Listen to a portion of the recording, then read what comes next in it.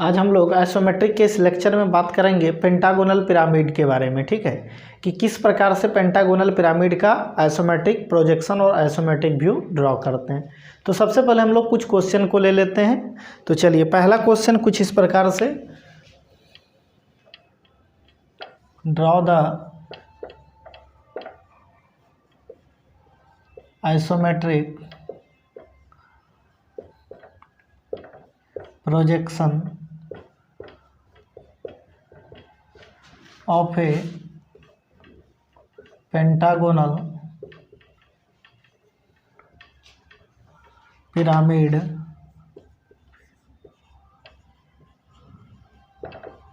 of base side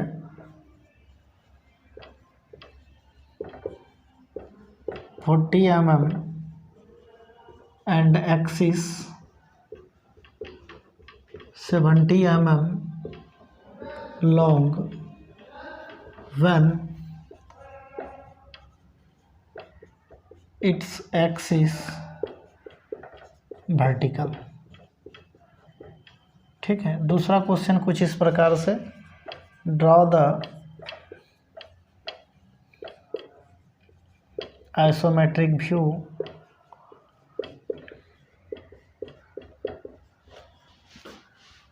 of A pentagonal pyramid of base side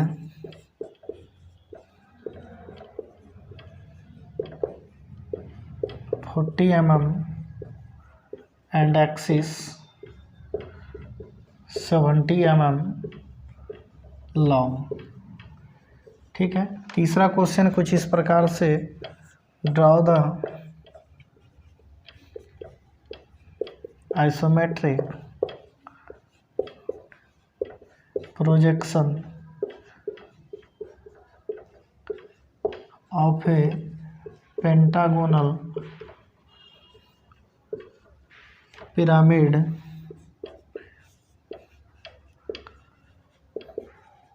of base side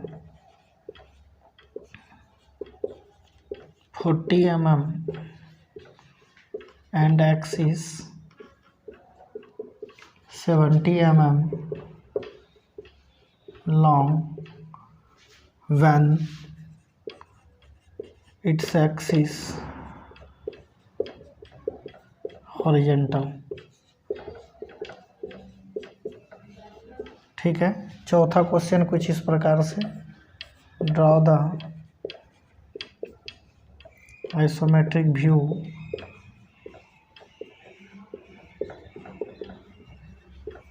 of A pentagonal pyramid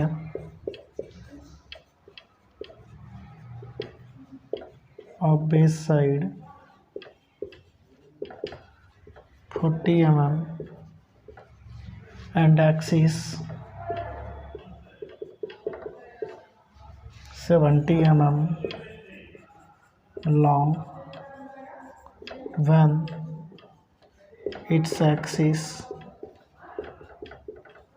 horizontal।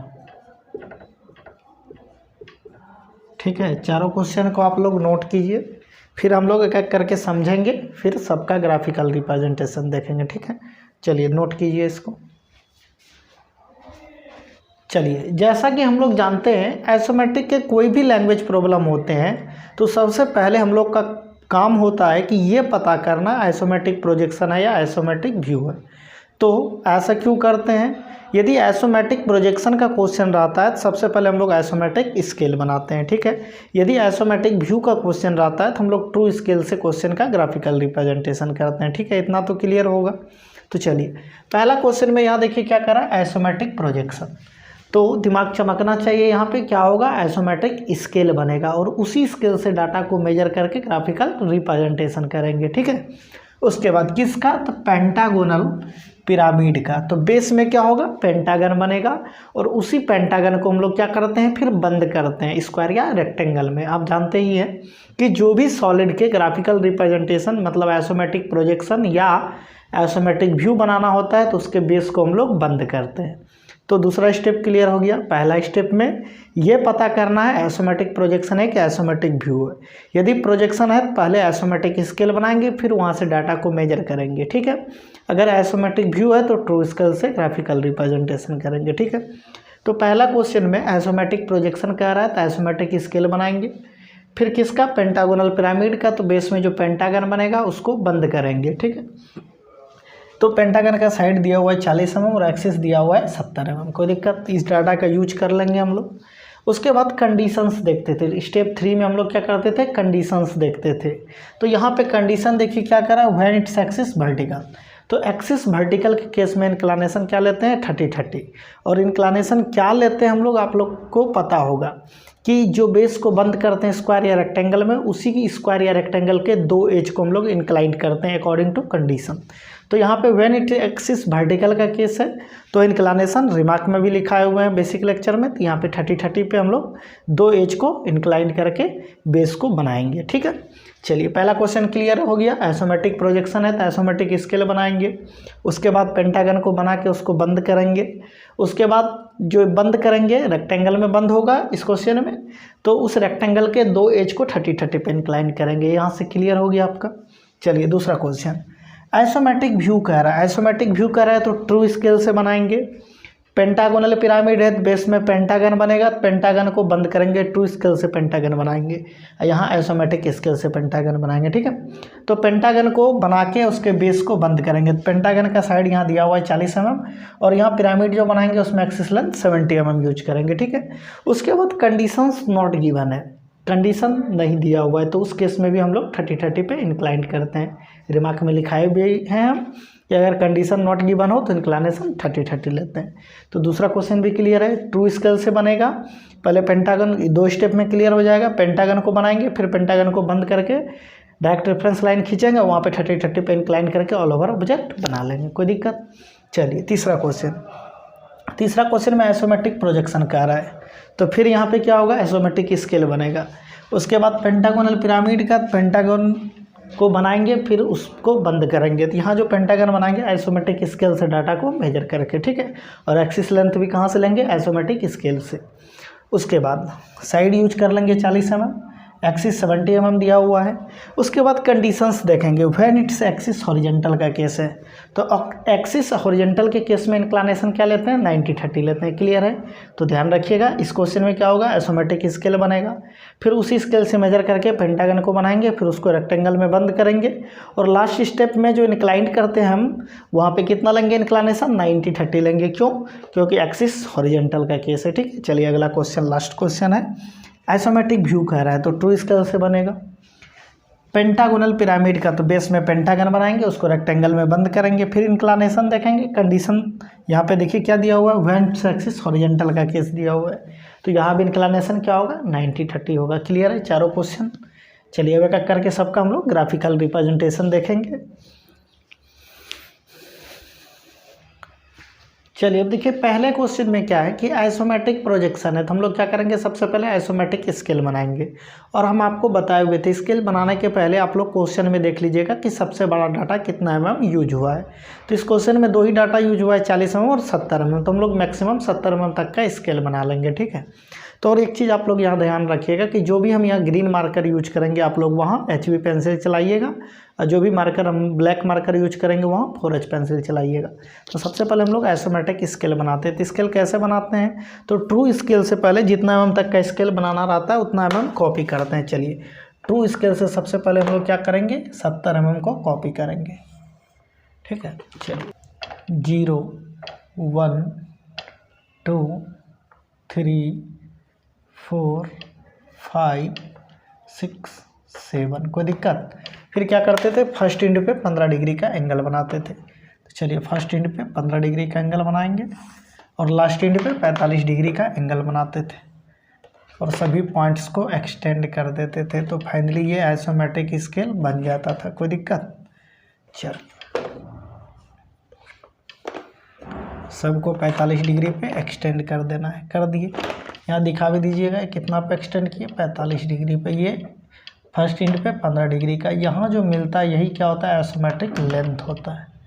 5, 6, 7। अब जो भी data major करेंगे यहाँ से major करेंगे, कोई दिक्कत। तो सबसे पहला स्टेप, पहला क्वेश्चन में क्या था, आइसोमेट्रिक प्रोजेक्शन। पहला स्टेप में क्या किया, आइसोमेट्रिक स्केल बना लिया। अब यहाँ से डाटा मेजर करके अगला स्टेप करेंगे। तो अगला स्टेप क्या है कि कोई भी सॉलिड होता है लैंग्वेज प्रॉब्लम में तो उसके बेस को बंद करते हैं। तो यहाँ पे सॉलिड जो है क्या है, पेंटागोनल पिरामिड। तो बेस में क्या होगा, पेंटागन बनेगा। अब पेंटागन के लिए हम लोग यहाँ से साइड को 40 mm कॉपी करेंगे, देख लीजिए, और यहाँ से 40 mm लंबा एक रेखा खींचेंगे। फिर पेंटागन का इनर एंगल 108 डिग्री होता है, 108 डिग्री पे फिर 40 mm एक्सटेंड करके पेंटागन बना लेंगे। चलिए पेंटागन बनाते हैं। तो सबसे पहले क्या करेंगे हम लोग, 40 mm आइसोमेट्रिक स्केल से कॉपी करके एक लंबा रेखा ड्रॉ कर लेंगे। चलिए 40 mm। उसके बाद क्या करेंगे, यहाँ भी 108 डिग्री का एंगल बनाएंगे, यहाँ भी 108 डिग्री का, और 40 mm तक एक्सटेंड करेंगे। तो 40 mm लंबा रेखा खींचिए, फिर यहाँ पे 108 डिग्री पे 40 mm एक्सटेंड किए, यहाँ भी 108 डिग्री एंगल बना के 40 mm एक्सटेंड करेंगे। ठीक है, चल अब फिर क्या करेंगे, एक बार यहाँ से 40 कार्क, एक बार यहाँ से। ठीक है, फिर से देखिए पेंटागन कैसे बनाए। ठीक है, सबसे पहले क्या किया, आइसोमेट्रिक स्केल से 40 mm लंबा एक रेखा ड्रॉ किए। फिर हम लोग जानते हैं कि पेंटागन का इनर एंगल कितना होता है, 108 डिग्री। यहाँ पे 108 डिग्री पे एक्सटेंड किए, कितना, 40 mm। यहाँ भी 108 डिग्री पे कितना एक्सटेंड किए, 40 mm। अब एंगल नहीं बनाना इस दोनों पॉइंट पे, डायरेक्ट यहाँ से 40 कार्क, एक बार यहाँ से 40 कार्क, जहाँ इंटरसेक्ट करेगा मिला लीजिएगा, पेंटागन फाइनली बन जाएगा, कोई दिक्कत। चलिए पेंटागन बन जाएगा, मिला लेते हैं इसको। फिर अगला स्टेप में क्या करते थे, पेंटागन को बंद करते थे। ठीक है, स्क्वायर या रेक्टेंगल में। तो पेंटागन रेक्टेंगल में ही बंद होगा, जिसमें हो। हम लोग को ये मेजर करके नहीं देखना है कि किस में बंद हुआ। ठीक है, तो बंद करना कैसे करेंगे, तो देखिए इस साइड को दोनों तरफ एक्सटेंड कर लेंगे।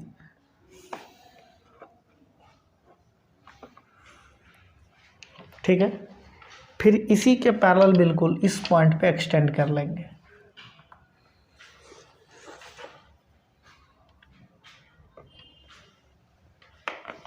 फिर क्या करेंगे, बिल्कुल इस लाइन पे परपेंडिकुलर इस पॉइंट के अलोंग एक लाइन ड्रॉ कर लेंगे।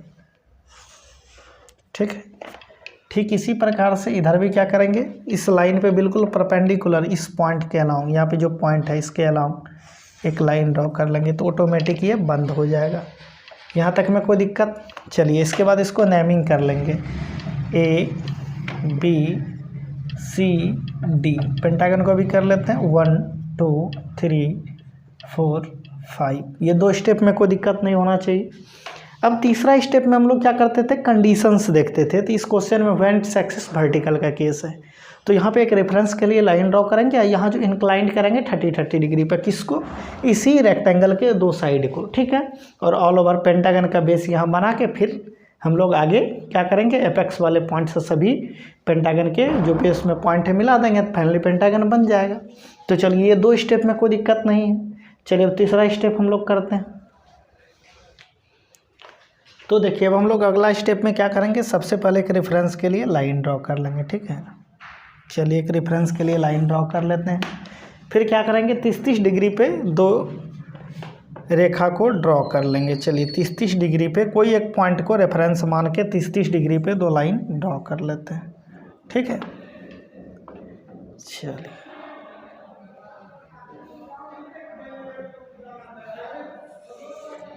ठीक है, चलिए इसको यहाँ दिखा भी लेते हैं, 30 डिग्री, 30 डिग्री। इसके बाद हम लोग को क्या करना है कि यहाँ पे जो पेंटागन को बंद किए हैं, तो ABCD से बंद किए हुए हैं, इसमें से किसी एक पॉइंट को यहाँ कंसीडर्ड कर लेना है। ठीक है, तो चलिए हम ए पॉइंट को कंसीडर्ड कर लेते हैं। तो देखिए ए किससे मिला हुआ है, B से। तो A से B को यहाँ मेजर करेंगे कंपास से, और यहाँ A से B कारक लगा लेंगे कुछ इस प्रकार से। ठीक है, फिर देखिए A किससे मिला हुआ है, D से। तो A से D को कंपास से मेजर करेंगे, A से D कारक लगा लेंगे, कोई दिक्कत, यहाँ पे D। अब देखिए हमको क्या चाहिए, C। तो C किससे मिला है, D से और B से। एक बार B से C को मेजर करेंगे, B से C कारक लगा लेंगे कुछ इस प्रकार से। ठीक है, फिर A एक बार डी से सी को मेजर करेंगे, यहाँ पे डी पे रख के एक बार सी का आर्क लगा लेंगे और फाइनली सबको मिला देंगे तो ए बी सी डी यहाँ पे दिखने लगेगा। चलिए ए बी सी डी दिखा देते हैं। चलिए इसके बाद अगला स्टेप में हम लोग क्या करेंगे कि पेंटागन पे जितने पॉइंट्स है सभी पॉइंट को कॉपी करेंगे। तो पेंटागन के जितने भी पॉइंट्स हैं, देखिए ए बी पे 1 2 है तो ए से 1 को मेजर करेंगे, ए से 1 का आर्क लगाएंगे, कोई दिक्कत। बी से 2 को मेजर करेंगे, 2 का आर्क लगाएंगे। चलिए 1, बी से 2 का आर्क लगाया 2, यहाँ से मेजर करना है, यहाँ आर्क लगाना है। अब देखिए बी सी पे 3 है, चाहे बी से 3 को नापिए चाहे सी से 3 को नापिए, यहाँ पे 3 का आर्क लगा लीजिएगा, कोई दिक्कत। उसी प्रकार डी सी पे क्या है 4 है, चाहे सी से चाहे डी से, जिससे मेजर कीजिए यहाँ पे आर्क लगा लीजिएगा। फिर ए डी पे 5 है, चाहे ए से चाहे डी से, किसी से मेजर कीजिएगा, जिससे मेजर कीजिएगा यहाँ आर्क लगा लीजिएगा, कोई दिक्कत। अब देखिए यहाँ पे सभी पॉइंट्स को मिला देंगे तभी तो पेंटागन यहाँ दिखेगा। चलिए सभी पॉइंट्स को मिलाते हैं, 1 को 2 से,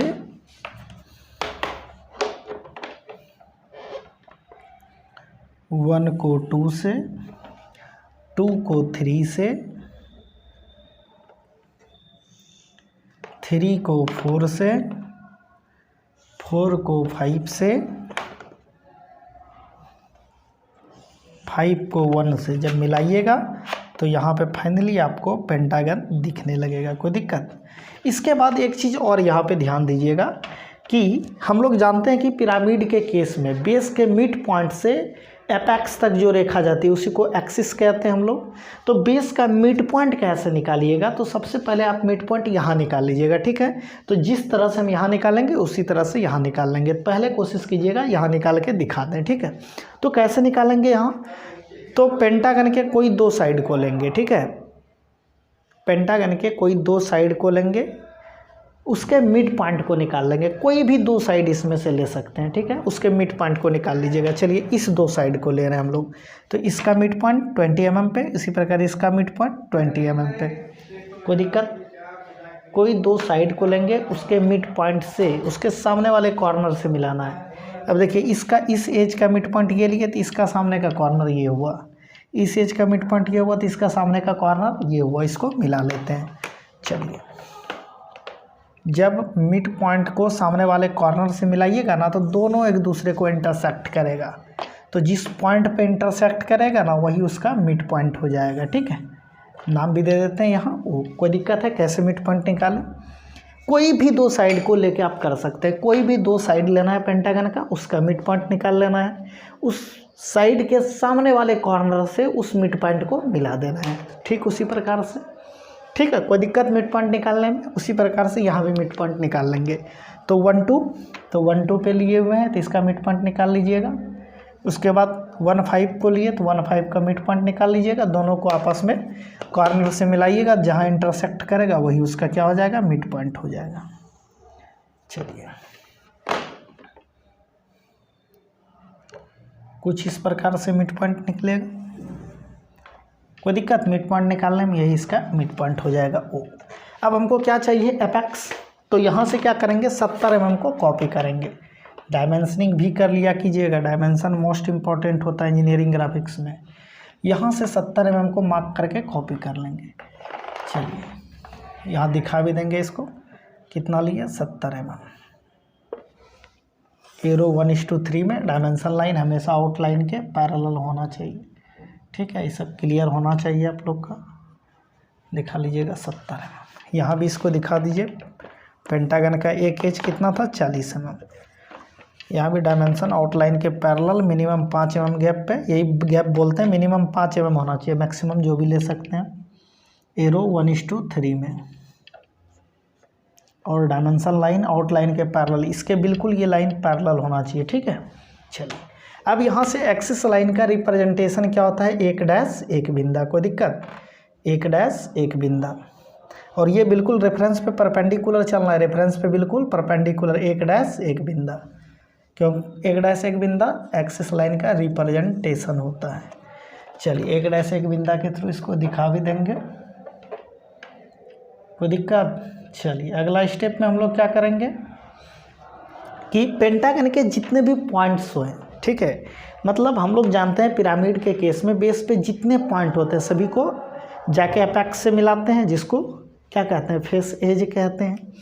ठीक है, और यहाँ पे एक चीज़ ध्यान रखना है कि 30-30 के केस में हम लोग बताए थे कि जो भी लोअर बेस होता है, ठीक है, वो आधा दिखता है, और फेस एज में जो इनर लाइन होता है, जो इनर फेस एज होता है, वो क्या होता है, HB से डैश डैश से बनता है। क्यों? क्योंकि वो इनविजिबल आउटलाइन हो जाता है। तो आउट आपको दिखेगा, इनर का चीज़ तो नहीं दिखेगा, तो इनर इनविजिबल हो जाएगा।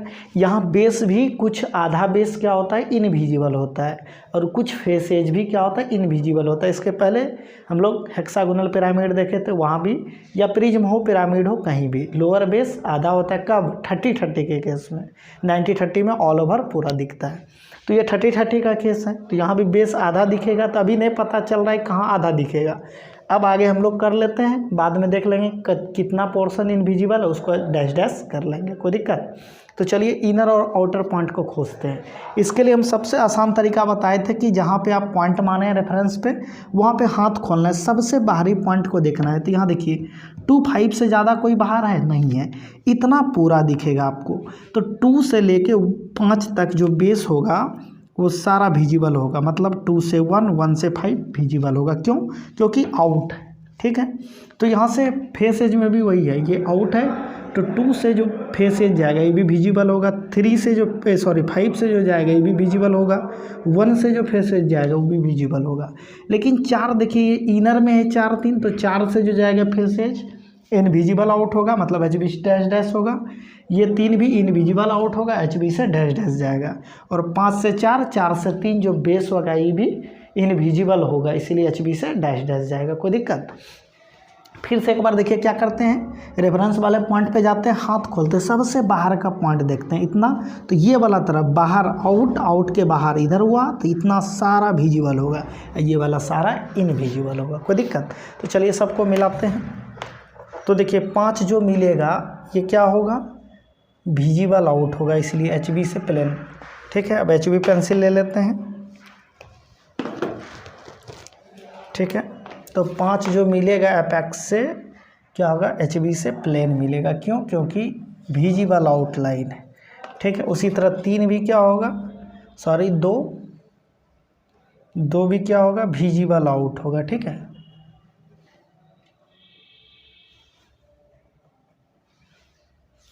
इसीलिए HB से प्लेन मिला। अब 1 भी क्या होगा, विजिबल आउट होगा, ये भी HB से प्लेन मिलेगा, कोई दिक्कत। चल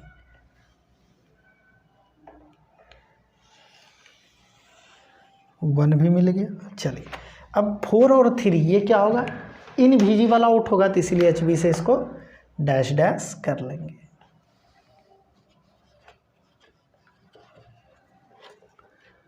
तो 3 और 4 क्या होगा, इनविजिबल होगा, इसीलिए HB से डैश डैश। उसके बाद बेस में भी ये वाला क्या होगा, इनविजिबल होगा।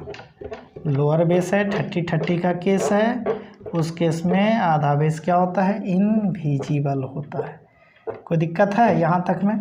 चलिए इस प्रकार से पहला क्वेश्चन का आप लोग ग्राफिकल रिप्रेजेंटेशन पेंटागोनल पिरामिड का कर लीजिएगा। पहला क्वेश्चन में किसी प्रकार का दिक्कत नहीं होना चाहिए। आइसोमेट्रिक प्रोजेक्शन कह रहा था, आइसोमेट्रिक स्केल बनाए, फिर बेस में जो पेंटागन बनेगा उस पेंटागन को बनाए इस स्केल से मेजर करके, फिर इसको एक स्क्वायर या रेक्टेंगल जिसमें बंद हो बंद कर लिए। उसके बाद कंडीशंस देखे, वर्टिकल का केस था, 30-30 पे इंक्लाइन करके पहले बेस बना लिए फिर फेस बना लिए। इस तरह से पहला क्वेश्चन का आंसर हो गया। अब देखिए 2 नंबर का आंसर बिल्कुल ईजी है, बस 2 स्टेप करना है, इस स्टेप को और इस स्टेप को, लेकिन ट्रू स्केल से करना है। किससे? ट्रू स्केल से। यहाँ पे क्यों ट्रू स्केल से करना है, तो इसलिए करना है क्योंकि आइसोमेट्रिक व्यू कह रहा है। क्वेश्चन पढ़िए 2 नंबर, उसमें आइसोमेट्रिक व्यू कह रहा है, तो ट्रू स्केल से पहले इस स्टेप को बना लेंगे फिर इस स्टेप को बना लेंगे। यहाँ भी इंक्लिनेशन 30-30 ही होगा। क्यों? क्योंकि यहाँ भी क्या है, कंडीशन नॉट गिवन है। जब कंडीशन नॉट गिवन होता है तो इंक्लिनेशन 30-30। कोई दिक्कत, बस ये 2 स्टेप करना है ट्रू स्केल से। यहाँ 70 mm ट्रू स्केल से लीजिएगा और यहाँ जो ये 40 mm लिए, इस 40 mm को आइसोमेट्रिक स्केल से उस क्वेश्चन में लिए थे, यहाँ पे ट्रू स्केल से लेना है, कोई दिक्कत। ट्रू स्केल से 40 mm का पेंटागन बना लेना है, पेंटागन को बंद कर लेना है, फिर यहाँ से मेजर करके बेस बना के फिर फेस बना लीजिएगा। बस ये 2 स्टेप बिल्कुल ट्रू स्केल से कर लीजिएगा, कोई दिक्कत। चले 3 नंबर में, चलिए 3 नंबर का तो 3 नंबर का क्वेश्चन जब आप देखिएगा तो 3 नंबर में आइसोमेट्रिक प्रोजेक्शन कह रहा है, तो क्या हो जाएगा, ट्रू स्केल किससे बनेगा, आइसोमेट्रिक स्केल से बनेगा, ठीक है। तो आइसोमेट्रिक पहले स्केल बनाएंगे 3 नंबर के लिए। चलिए हम लोग 3 नंबर का ग्राफिकल रिप्रेजेंटेशन देखते हैं, ठीक है। चलिए 3 नंबर के क्वेश्चन को देखिए। तो 3 नंबर का क्वेश्चन जब आप पढ़िएगा तो वहाँ पे लिखा हुआ आइसोमेट्रिक प्रोजेक्शन। तो सबसे पहले क्या करेंगे हम लोग, आइसोमेट्रिक स्केल बनाएंगे। तो चलिए स्केल बनाते हैं। तो स्केल कैसे बनाते हैं क्लियर हो चुका है। सबसे पहले ट्रू स्केल से ट्रू लेंथ लाइन ड्रॉ करते हैं, ठीक है। 0 1 2 3 4 5 6 7, कोई दिक्कत। फिर क्या करते हैं, फर्स्ट एंड पे 15 डिग्री का एंगल ड्रॉ करते हैं।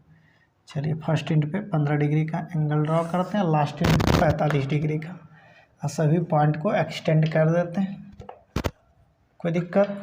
चलिए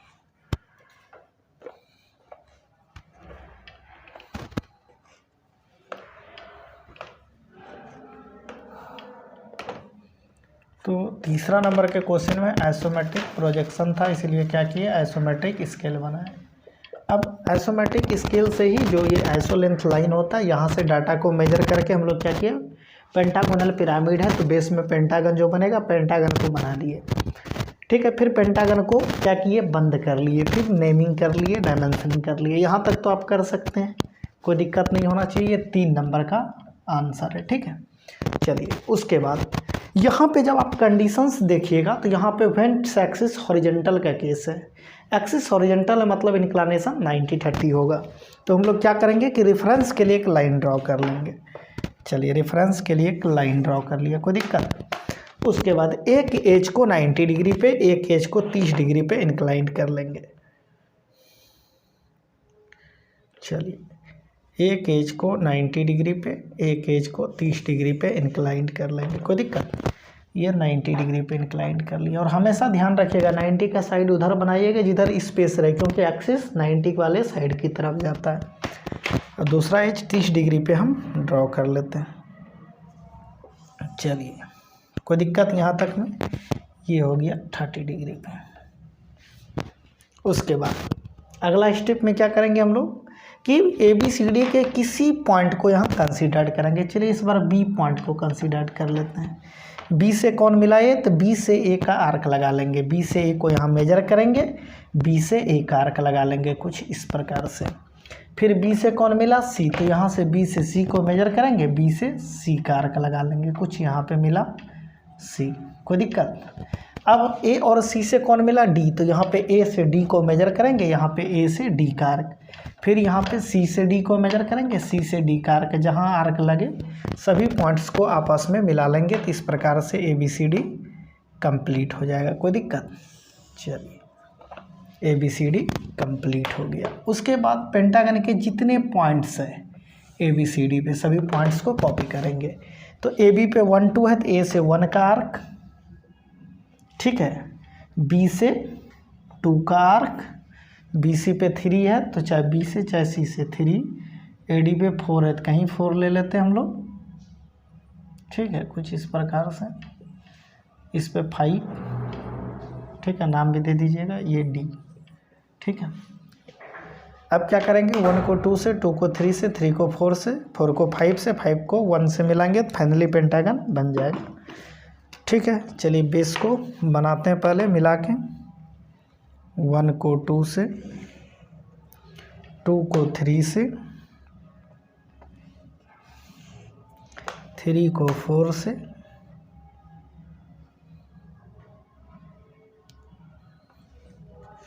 ठीक है, 4 को 5 से,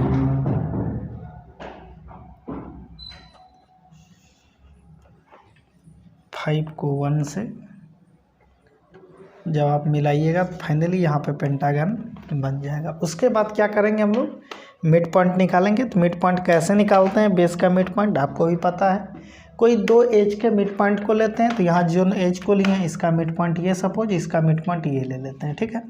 सामने वाले कॉर्नर से मिलाते हैं। चलिए, इसके सामने का कॉर्नर बिल्कुल ये हो जाएगा,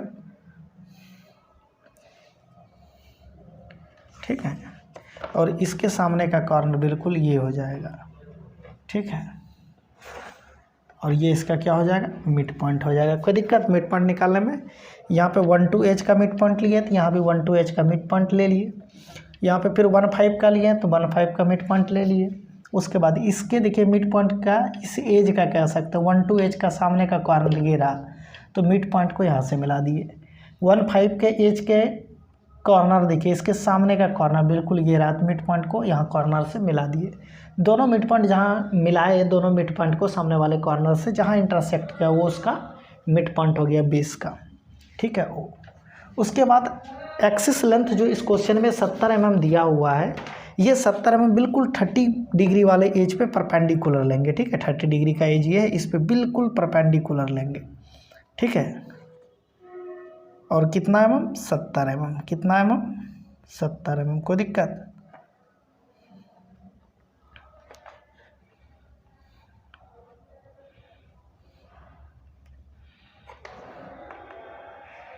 और किधर? 90 वाले साइड की तरफ। चलिए, इस पे बिल्कुल परपेंडिकुलर लेंगे और कैसे लेते हैं एक्सिस लाइन, एक डैश एक बिंदु।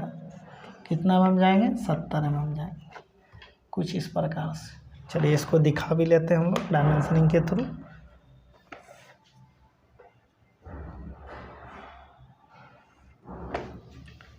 डायमेंशन लाइन आउटलाइन के बिल्कुल पैरेलल होना चाहिए।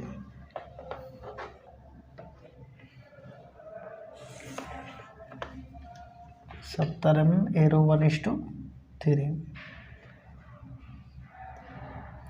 ठीक है। उसके बाद और ये देखिए 90-30 का केस है। 90-30 के केस में सारा विजिबल होता है, ठीक ना। तो अब सभी पॉइंट्स को क्या करेंगे, एपेक्स से मिला देंगे, ठीक है। एपेक्स का पॉइंट यही होता है, ठीक है। अब यहाँ से बेस के जितने भी पॉइंट है सभी पॉइंट्स को मिला देंगे। यहाँ कुछ भी हिडन, कुछ भी इनविजिबल नहीं होता है, सारा विजिबल होता है। इसीलिए बिल्कुल HB से बिल्कुल प्लेन मिला दीजिएगा, कोई डॉट लाइन से नहीं मिलाना है। क्यों? क्योंकि यहाँ पे सारा क्या होता है, विजिबल होता है। चलिए,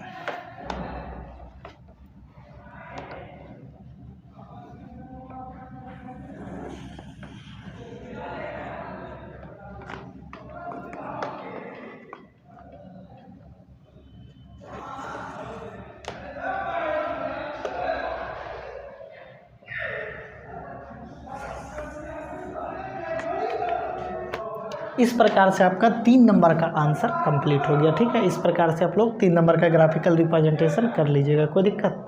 चले अब 4 नंबर में। तो 4 नंबर को जब पढ़िएगा वहाँ पे देखिए क्या लिखा हुआ है, आइसोमेट्रिक व्यू लिखा हुआ है। तो क्या हो जाएगा, ये ट्रू स्केल नहीं बनेगा। बाकी देखिए सारा चीज़ सेम है, ठीक है। आइसोमेट्रिक व्यू कह रहा था, इसीलिए हम लोग क्या करेंगे, 2 स्केल से इसको बनाएंगे। बाकी देखिएगा यहाँ पे दोनों क्वेश्चन में सारा चीज़ सेम है। 3 नंबर में आइसोमेट्रिक प्रोजेक्शन कह रहा था, इसीलिए आइसोमेट्रिक स्केल लेके बनाए। 4 नंबर में आइसोमेट्रिक व्यू कह रहा है, ये 2 स्टेप बना लेंगे किससे, ट्रू स्केल से। और यहाँ भी इंक्लिनेशन 90-30 होगा, क्योंकि यहाँ भी कंडीशन देखिएगा व्हेन इट्स एक्सिस हॉरिजॉन्टल का केस है, कोई दिक्कत? तो इस प्रकार से आप लोग 4 नंबर का ग्राफिकल रिप्रेजेंटेशन कर लीजिएगा। Thank you for watching. मिलते हैं हम लोग नेक्स्ट लेक्चर में। और अब हम लोग अगला टाइप आइसोमेट्रिक का टाइप 3 कन्वर्जन स्टार्ट करेंगे, ठीक है। चलिए, आप लोग इस प्रकार से चारों क्वेश्चन कवर कर लीजिएगा।